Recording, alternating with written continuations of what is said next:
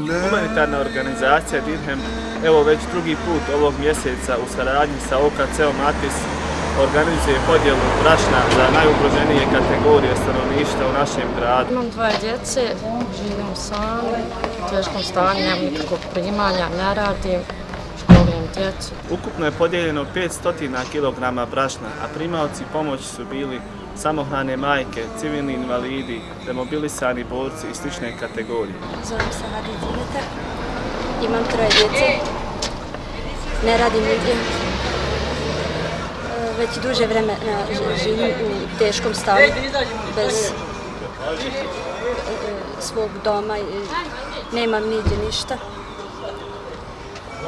Tako da mi je ovi organizacija koji mi pružaju pomoć, zaista to bilo teško za mene. Sa troje malodobne djece, zahvaljujem se svim dobrim ljudima koji ovakve stvari rade. Hvala im puno, da im dragi Allah da sve najbolje na ovom i na budućem svijetu. Mi se nadamo da ćemo i u budućnosti biti u prilici organizovati ovakve i slične humane aktivnosti.